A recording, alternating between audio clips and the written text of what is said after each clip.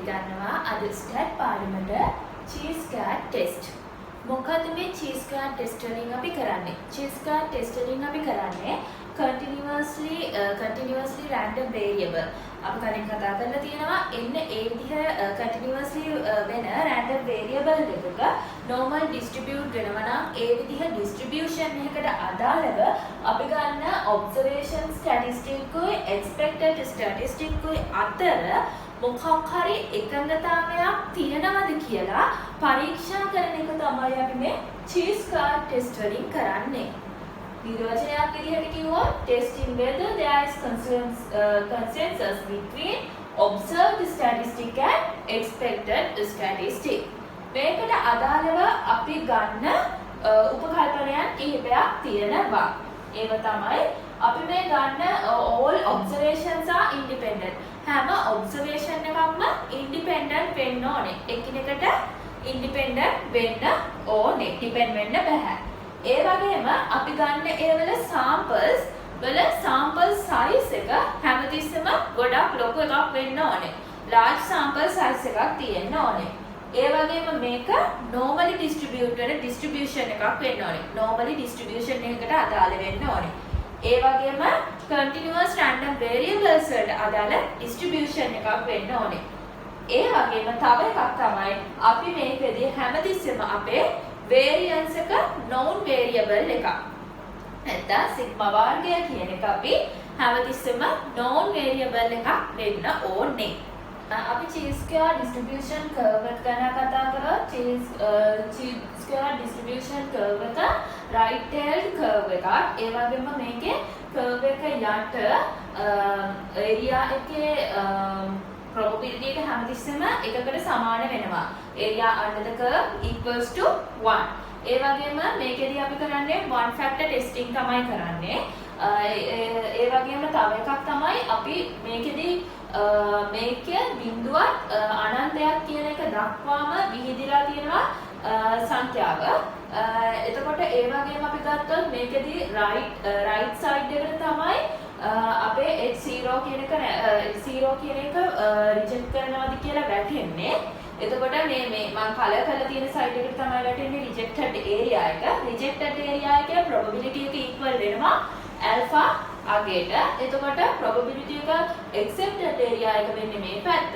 ඒ කියන්නේ කලර් කරලා නැති පැත්ත. ඒකේ probability එක එකරින් alpha අගේට equal වෙනවා. ඒ වගේම මේකෙදී අපිට කතා කරන්න වැදගත් එකක් තමයි rule of 5 කියන එක. rule of 5 කියන එකේදී අපි කතා කරන්නේ අපේ cells වල total එක 5ක් අවම වශයෙන් තියෙන්න ඕනේ කියලා. 5ට වඩා අඩු වෙනවා නම් අපි ඒකෙදී cells combine කරලා 5ක් වෙන විදිහට හදා ගන්න ඕනේ.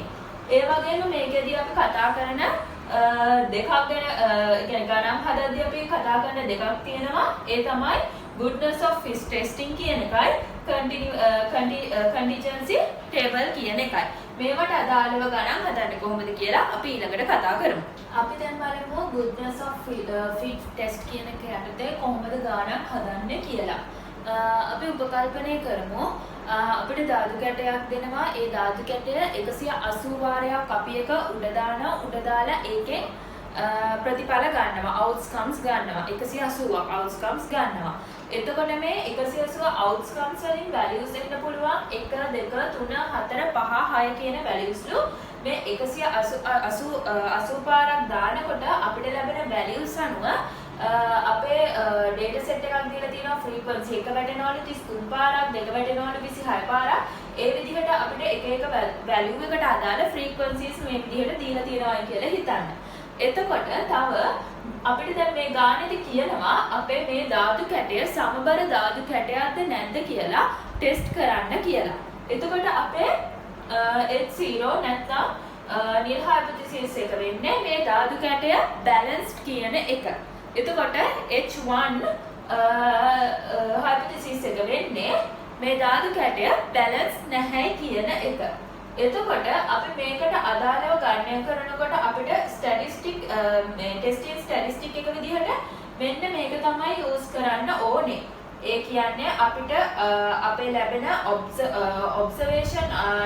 ඔබ්සර්වේෂන් outcomes වල frequency එක අපි accept කරන values වල total එක අඩු කරාම එන එකේ වර්ගයන්ගේ මුළු එකතුව ගත්තා අරගෙන ඒකෙන් අඩු කරන්න ඕනේ accepted එකෙන් බෙදන්න ඕනේ. බෙදුවාම එන එක තමයි අපි x වර්ගය නැත්නම් chi test එක කියලා ගන්නේ value එක විදිහට. ඒ වගේම අපිට මේ ගානේදී කියලා තියෙනවා අපේ හිතන්න මේ ගානේදී කියලා තියෙනවා අපේ significant level එක 100%ක් කියලා. ඒ කියන්නේ alpha ප්‍රමාණය 100%ක් කියලා. නැත්නම් x0 reject වෙන්නේ 100%ක් කියන මට්ටමේදී කියලා දීලා තියෙනවා. එතකොට අපි මේකෙදි මුලින්ම 105 මට්ටමට අදාළ අගය කීයද කියලා හොයාගමු. එහෙම හොයාගන්න අපි use කරනවා මේ x වර්ගය කියලා ටේබල් එකක් තියෙනවා. නැත්නම් chi decimal වලට අදාළව අපිට වෙනම ටේබල් එකක් තියෙනවා. ඒ ටේබල් එකට අදාළව ගන්න පුළුවන් අපේ අගයන් ටික x වර්ගය k කියන ප්‍රමාණයෙන් අඩු කරන්න ඕන එකක්. k කියලා කියන්නේ අපිට තියෙන values ගන්න නැත්නම් මේක ගත්තොත් අපිට values ඔක්කොම තියෙනවා කීයක්ද? k ප්‍රමාණය 6ක්. 1 2 3 4 5 6ක්. ඒ කියන්නේ අපේ තියෙන නියති ගාන නැත්නම් sample ප්‍රමාණයට තමයි අපි k කියලා කියන්නේ කියලා අපි කලින් කතා කරා. ඒකවල මෙතන 6ක් තියෙනවා. 6න් එකක් අඩු වුණොත් අපේ අගය වෙන්නේ 5යි. ඊට පස්සේ අපේ alpha අගය වෙන්නේ 0.05යි. අපේ ටේබල් එකේ මේ පැත්තට අපේ alpha ගයන් තියෙනවා. මේ පැත්තට df කේලින ඒක තියෙන df අගය තියෙනවා. එතකොට 5.0.05 cross වෙන තැන අගය ගත්තාම හරි. එතකොට අපේ cross වෙන අගය එන්නේ 11.1 කියලා. 11.1 හෝ ඊට වැඩි වෙනවා නම් අපි h0 කියන කල්පිතය නැත්නම් අපි h0 කියන එක රිජෙක්ට් කරන්න ඕනේ. දැන් අපි ඊළඟට ගාන හදන්න යමු. ගාන හදනකොට අපිට මේ විදිහට chart එකක් ගහගත්තාම ලේසි. අපේ values ටික අපි මුලින් add කරගමු. අපේ values විදිහට එන්නේ 1 ඉඳන් 6 වෙනකම් අගයන් ටික.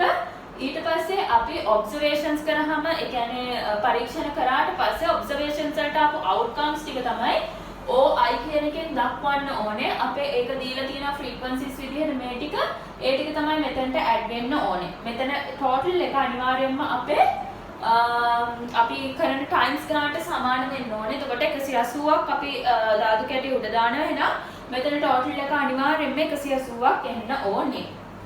ඊට පස්සේ E1 විදිහට ගන්න අපි accept කරන value එක.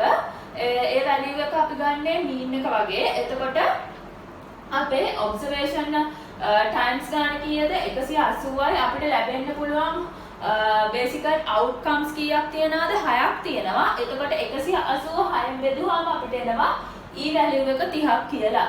ඒක තමයි අපි e value එක විදිහට ගන්නෙ. ඔක්කොටම 30 තමයි ගන්නෙ.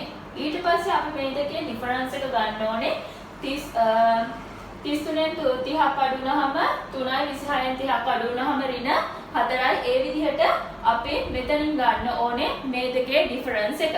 ඊට පස්සේ මේ difference එකේ අපි වර්ගය ගන්න ඕනේ. වර්ග අගය. එතකොට 3 වර්ගය 9යි.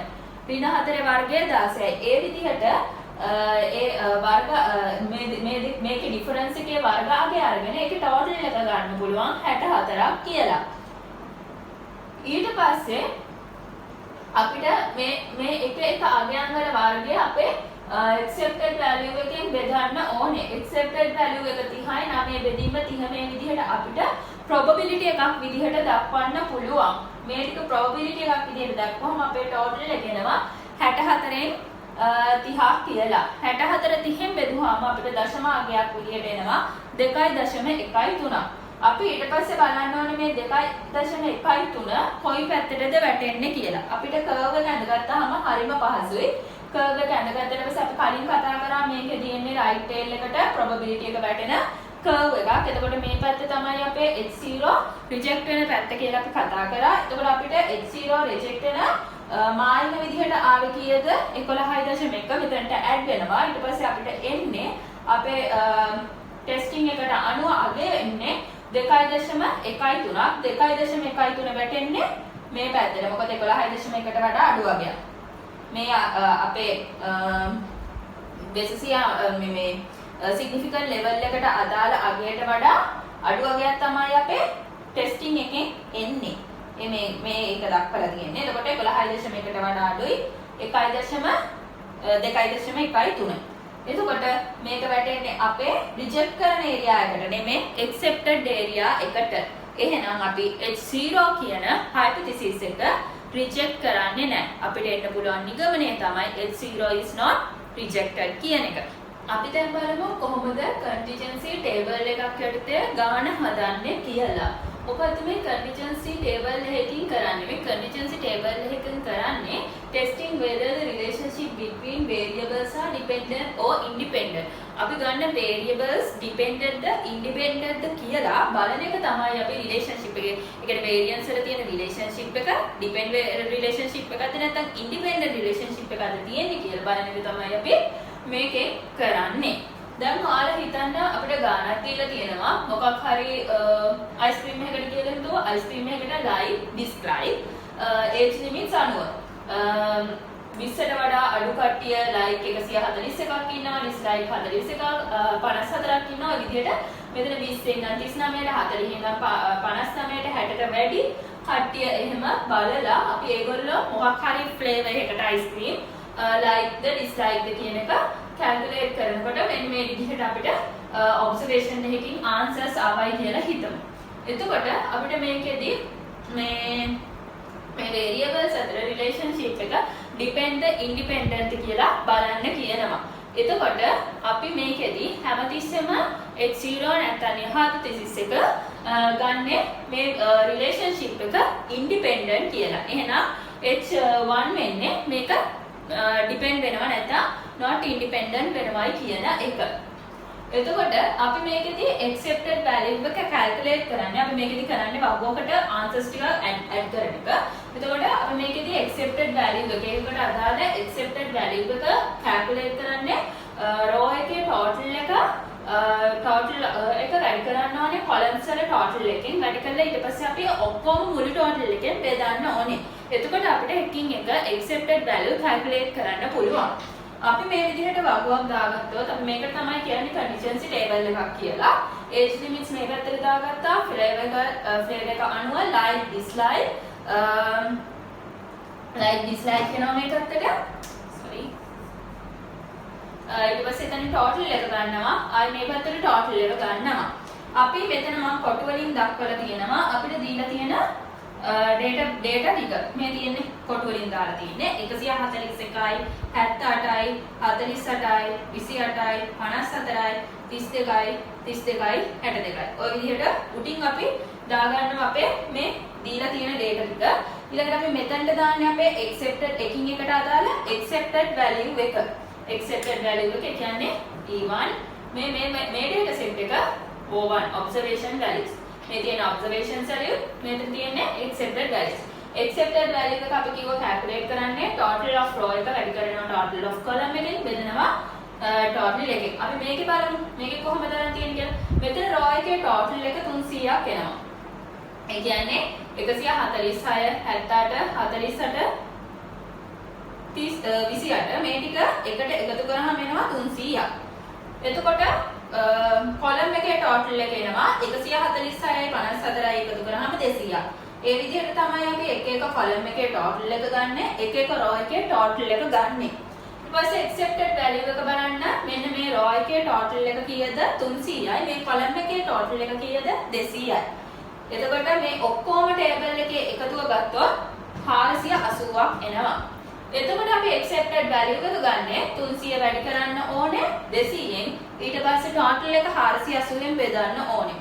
එතකොට අපේ value එක එනවා accepted value එක 125ක් කියලා.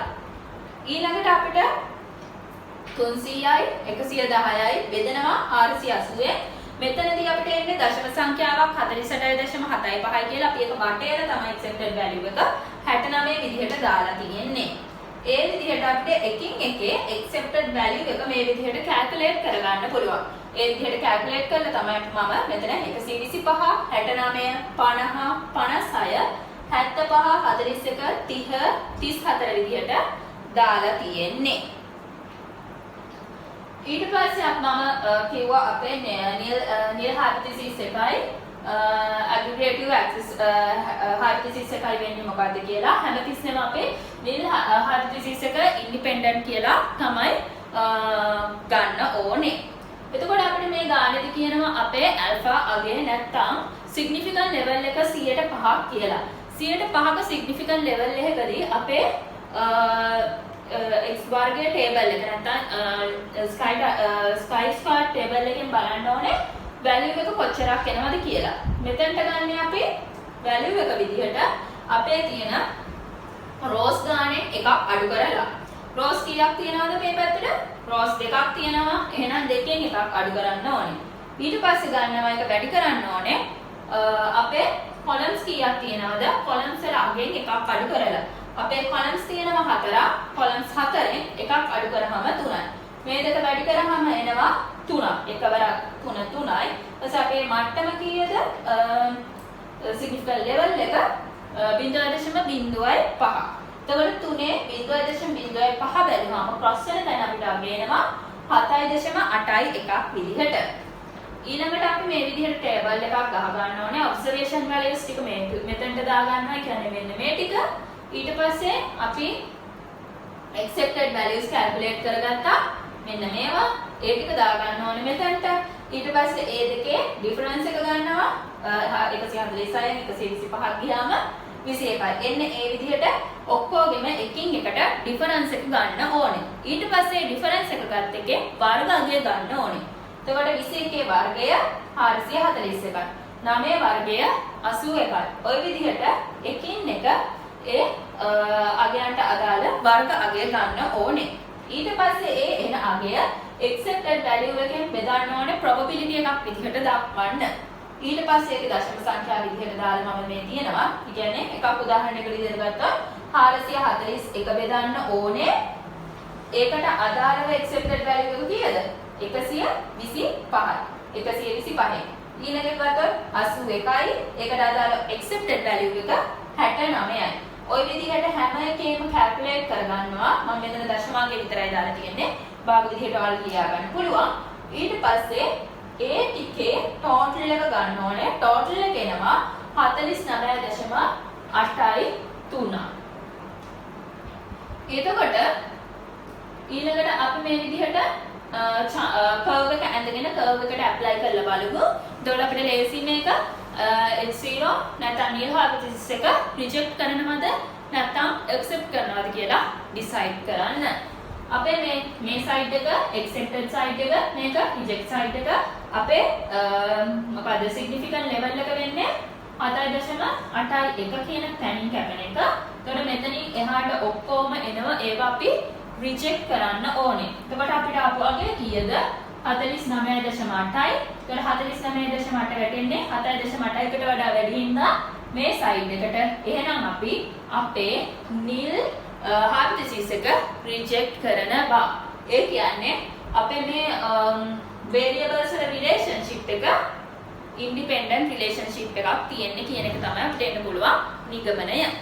අපි දැන් බලමු nil hypothesis එක correct කියන වෙලාවටයි අපිට probability එක Z table එක use කරලා හොයාගන්න පුළුවන් කියන assumes තියෙනකොට කොහොමද අපි මේ chi-square ගානක් හදන්නේ කියලා. ඒකට අපි value of test statistic කියලා කියන්නේ. ඒකට අදාළව දැන් ඔයාලට බැරි වෙලාවත් phrase එකක් පරාසයක් මොකක් හරි යටතේ තියෙනවා නම් අගයන් ටික. ඒ කියන්නේ අපි හිතමු 160යි 170යි අතර මෙච්චර ගාණක් තියෙනවයි කියලා කියනවා. ඒ කියන්නේ outcome එක මෙච්චර ගාණක් 170යි 180යි අතර මෙච්චර outcome ප්‍රමාණයක් තියෙනවා. 180යි 190යි අතර මෙච්චර outcome ප්‍රමාණයක් තියෙනවා. ඔන්න ওই විදිහට ගාණක් දුන්නොත් අපි කොහොමද කරන්නේ? අපි ඒ වගේ ගාණක් දුන්නාම probability එක calculate කරගන්න ඕනේ මුලින්ම. Z table එක use කරලා.